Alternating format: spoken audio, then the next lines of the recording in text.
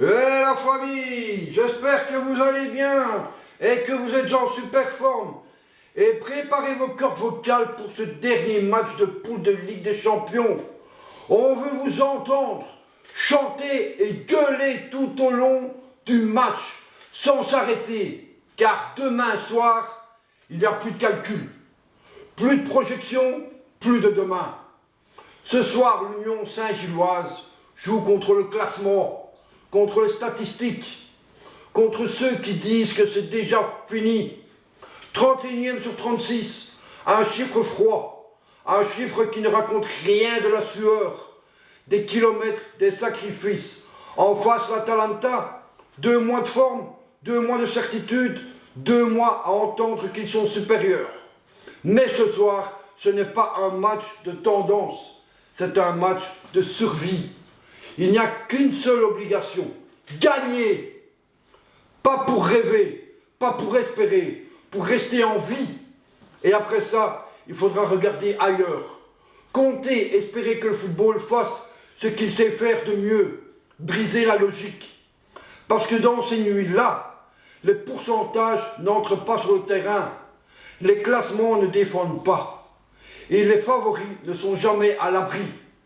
Ce soir, l'Union n'a rien à perdre, et c'est souvent à ce moment précis que les histoires européennes commencent. L'Union Saint-Gilloise aborde la soirée du 28 janvier 2026 avec une équation aussi cruelle que fascinante. Une équation qui résume à elle seule la brutalité du nouveau format de la Ligue des Champions. Car à 21 h, lorsque les 18 matchs débuteront simultanément, l'Union ne jouera pas seulement contre l'Atalanta, mais contre une mécanique européenne globale, un classement unique, à 36 équipes, une concurrence directe avec des clubs issus des 5 grands championnats et d'autres outsiders européens qui, comme elles, se battent pour accrocher les places de la 9e à la 24e, synonyme de barrage. Et dans ce contexte précis, la règle est claire, limpide, indiscutable. L'Union sera barragiste si, et seulement si elle bat l'Atalanta et si au moins 7 des 9 conditions listées sur l'image sont remplies. Ce qui signifie que la victoire contre l'Atalanta n'est pas un bonus, mais un prérequis absolu, un socle indispensable sans lequel aucune projection n'a de sens, car un nul ou une défaite éliminerait immédiatement le club belge, indépendamment de tous les autres résultats. Et cette obligation de victoire place immédiatement le match de l'Union dans une dimension mentale particulière, celle d'un match sans filet, sans calcul possible, où la gestion n'existe plus. Car même une victoire courte, même une victoire dans la douleur, même une victoire à l'arraché, à la dernière minute, serait suffisante, alors qu'un match nul parfaitement maîtrisé sur le plan tactique ne servirait strictement à rien. Et face à elle se présente l'Atalanta, une équipe italienne rompue aux joutes européennes, capable d'imposer un pressing intense, de multiplier les courses, de transformer le match en combat physique et tactique. Mais aussi une équipe qui laisse parfois des espaces, qui accepte le risque et qui peut être mise en difficulté par un bloc bien organisé et des transitions rapides, ce qui correspond justement à l'ADN de l'Union. Mais même si l'Union fait le travail contre l'Atalanta, ce qui est déjà une montagne à gravir, cela ne représentera que la moitié du chemin. Car à partir de ce moment-là, commencera une attente fébrile, presque insoutenable, des résultats sur les autres pelouses, puisque l'Union devra ensuite compter au minimum 7 résultats favorables parmi 9 rencontres qui concernent directement des concurrents au classement. Et chaque match aura sa propre dramaturgie, son propre rythme, ses propres retournements potentiels, à commencer par le FC Copenhague, qui se déplace sur le terrain du FC Barcelone. Et dans ce duel, l'Union a besoin d'une défaite de Copenhague, car toute prise de points du club danois viendrait renforcer un concurrent direct dans la course au barrage. Barcelone, même dans un contexte parfois irrégulier, reste une équipe qui monopolise le ballon, qui impose un temps élevé et qui à domicile dispose d'une marge technique considérable, ce qui rend la défaite de Copenhague plausible, mais jamais garantie, surtout si le Barça manque d'efficacité, ou si Copenhague réussit à fermer le jeu. Puis vient le choc entre Naples et Chelsea, un duel entre deux clubs historiquement habitués à la Ligue des Champions, mais traversant des phases de transition, Naples étant parfois brillant mais inconstant, Chelsea disposant d'un effectif dense et athlétique, mais pas toujours stable collectivement. Et pour l'Union, le scénario souhaité est clair, une défaite de Naples, car chaque point pris par le club italien complique mathématiquement l'accès au top 24. Ensuite, l'Olympiakos affronte l'Ajax Amsterdam. Et ici, l'Union se trouve face à l'une des conditions les plus délicates, car l'Olympiakos est redoutable à domicile, porté par une atmosphère brûlante et une intensité physique constante, alors que l'Ajax mise davantage sur la possession et la structure collective. Ce qui rend ce match extrêmement ouvert, et pourtant l'Union a besoin d'une défaite grecque, ce qui illustre parfaitement la cruauté de cette soirée, car certains résultats devront aller à l'encontre de la logique du terrain.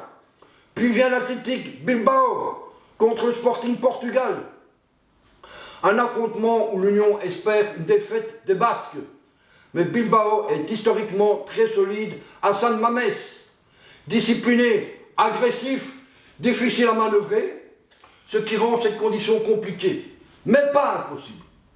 Surtout face à un Sporting capable de transition rapide et de prise de risque offensive.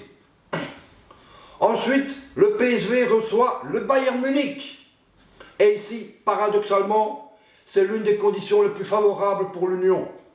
Car le Bayern, même à l'extérieur, même sans être flamboyant, reste une machine européenne expérimentée, capable de gérer un match à enjeu sans paniquer. Et une défaite du PSV est un scénario crédible. Puis le Paphos affronte le Slavia Prague. Et pour l'Union, un nul ou une défaite de Paphos suffit. Ce qui élargit le champ possible, car le Slavia est une équipe structurée, disciplinée, habituée au match, couperée, capable d'imposer un rythme constant. Et Paphos, malgré son courage, reste limité à ce niveau de compétition.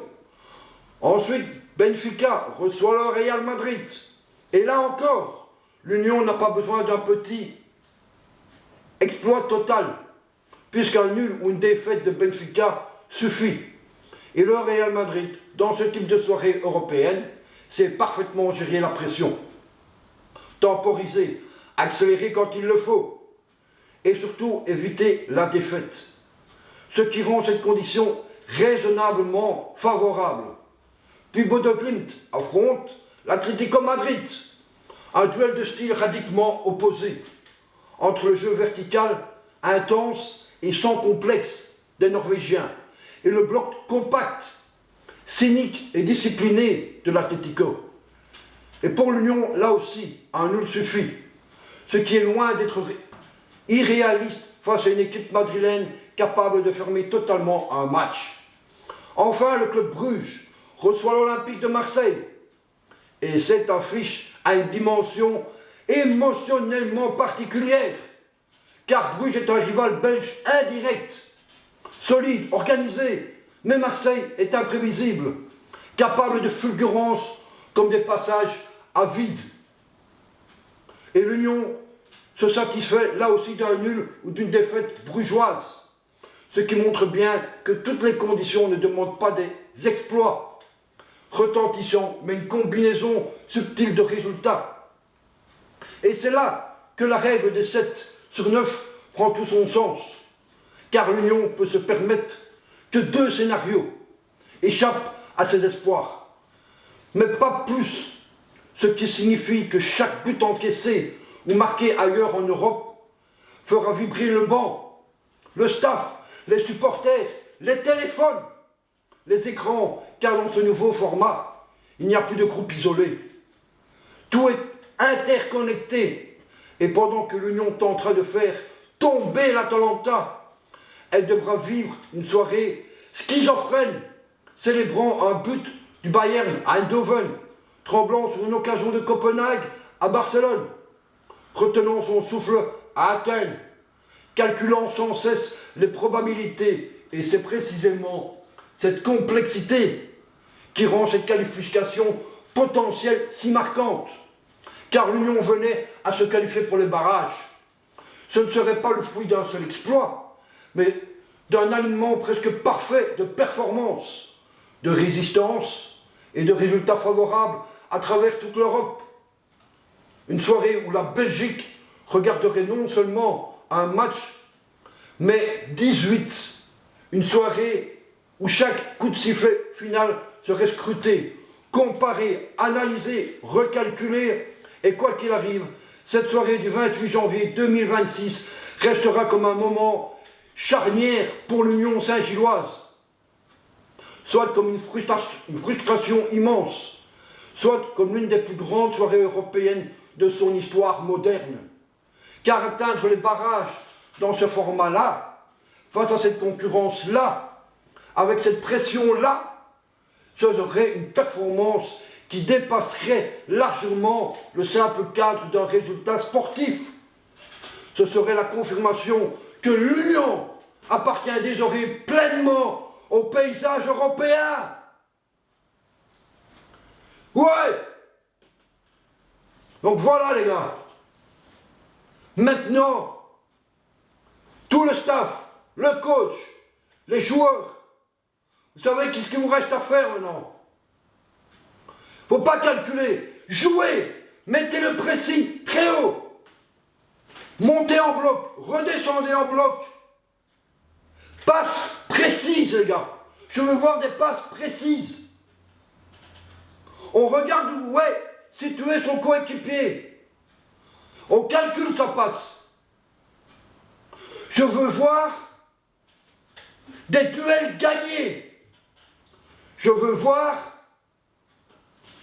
un jeu hors norme que vous nous avez jamais montré. Je veux voir de l'expérience.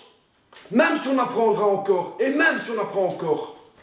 Et on apprendra toujours, on apprend tous les jours. Mais je veux voir un match européen de tous les grands soirs. Je veux voir le meilleur match de cette soirée, de tous les clubs qui jouent. Alors je veux voir combativité, agressivité, je veux voir la rage dans vos yeux, dans votre ventre, montrez à tous qui vous êtes. Qui est l'Union? Parce que oui, l'Union, c'est une ADN. Oui, l'Union est le plus grand club de Belgique. Oui, l'Union sait le faire. Mais pour ça, il n'y a pas de calcul. On fonce et on met le paquet. Faut pas avoir peur de l'homme. Voilà les gars. Maintenant, je veux voir aussi de la profondeur des appels de balles. Voilà. Je veux voir de la régularité, de la précision, de l'envie et surtout la gagne. La gagne avec le cœur, avec la rage. Et vous ne serez fiers que de vous-même parce qu'on l'aura fait. Et même si on gagne le match et que malheureusement, dans les conditions que je vous ai dites, on ne sera pas passé, mais c'est pas grave. On a gagné et on gagnera avec la manière Je veux voir la manière aussi, les gars. Et évitez des cartons jaunes stupidement. N'allez pas chercher la faute. Voilà. Faites des fautes proprement, sans prendre de carton. Et ça, c'est pour toi, Borchos. Je te le dis, c'est pour toi. Parce que toi, t'es un spécimen des cartons jaunes. Donc voilà. Kevin McAllister, c'est toi le rugbyman. C'est toi qui as le plus la grinta. Et ce que je veux voir pour tous les joueurs, c'est une grinta comme ça. N'ayez pas peur, foncez. Vous êtes une bombe à retardement. Et au coup de sifflet final, la bombe elle pourra exploser parce qu'on se sera qualifié pour le barrage. Voilà les gars, maintenant on y va, famos, et faites-nous la plus belle démonstration européenne que vous ayez fait. Voilà les gars, maintenant on y va, on met le paquet, et on arrache tout, et on fait peur à toute l'Europe. Voilà les gars, come on, let's go. Famos, Union. On lâche pour rien. Et pas de cadeau. Pas de pitié. On y va maintenant. C'est vous les meilleurs. Et je le dirai toujours. Et encore. Et encore.